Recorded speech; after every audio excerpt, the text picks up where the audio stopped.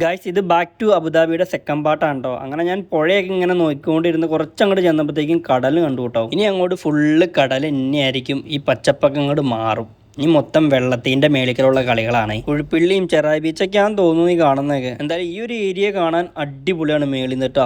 ഒരു സൈഡിൽ പച്ചപ്പ്, ഒരു സൈഡിൽ മൊത്തം കടൽ, വേറെ ലെവൽ. ഞാൻ ഇങ്ങനെ ഫ്ലൈറ്റ് ടേക്ക് ഓഫ് ആയി കഴിഞ്ഞാൽ കുറച്ച് മേളിലോട്ട് ചെന്ന് കഴിയുമ്പോൾ തന്നെ എനിക്കിങ്ങനെ മനസ്സിൽ ഇങ്ങനെ വരും, എന്തെങ്കിലും പറ്റിക്കഴിഞ്ഞപ്പോൾ എന്ത് ചെയ്യുമെന്നൊരു ടെൻഷൻ ഉണ്ടാവാറുണ്ട്. ഇപ്പോൾ എനിക്ക് മാത്രമാണെങ്കിൽ ഇപ്പോൾ നിങ്ങൾക്ക് ആരെങ്കിലും അങ്ങനെ തോന്നാറുണ്ടെങ്കിൽ കമൻറ്റ് ബോക്സിലൊന്ന് പറയണം കേട്ടോ. കടലായതുകൊണ്ട് കുഴപ്പമില്ല, നീന്തിയെങ്കിലും രക്ഷപ്പെടാം. പിന്നെ ഞാൻ ഒരൊറ്റ ഉറക്കം അങ്ങോട്ട് ഉറങ്ങി. ഉറക്കം എണീറ്റ് കഴിഞ്ഞപ്പോഴത്തേക്ക് എന്നെ വിളിച്ച് എനിപ്പിച്ച് ഫുഡും തന്നു.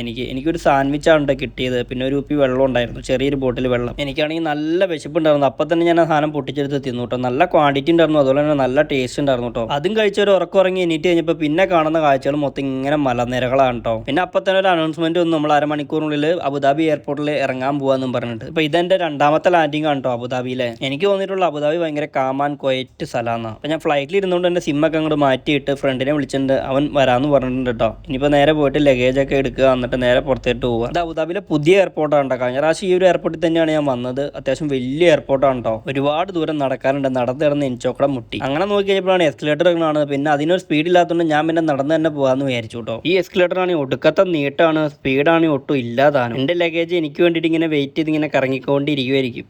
പോയി നോക്കാം എന്തായാലും. ഇനിയിപ്പോൾ ഒന്ന് താഴത്തേട്ട് ഇറങ്ങി നടന്നിട്ട് ജസ്റ്റ് നേരെ ലഗേജ് എടുക്കാനായിട്ട് പോകാൻ ട്രോളിയായിട്ട്.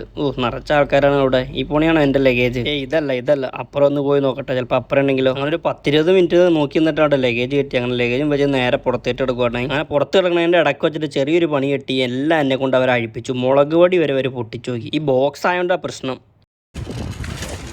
ഒടുക്കത്തെ ചൂട് രക്ഷയില്ല. നാട്ടിലെ ക്ലൈമറ്റിൽ നിന്ന് ഇങ്ങോട്ട് മാറിയിട്ടേ ചൂട് അങ്ങോട്ട് സഹിക്കാൻ പറ്റില്ല. ഇനിയിപ്പോൾ അങ്ങോട്ട് ശീലമായിക്കോളൂല്ലോ. അങ്ങനെ അബുദാബി എയർപോർട്ടോടും ബൈ പറഞ്ഞിട്ട് നേരെ ജോബിൻ്റെ അടുത്തേട്ട് പോയി. ജോബിനോട് വണ്ടിയായിട്ട് വന്നിട്ടുണ്ടായിരുന്നു. പിന്നെ നേരെ അവൻ്റെ റൂമിൽ പോകണം. ബാക്കി വിശേഷങ്ങൾ അടുത്തൊരു വീഡിയോയിൽ കാണാം കേട്ടോ.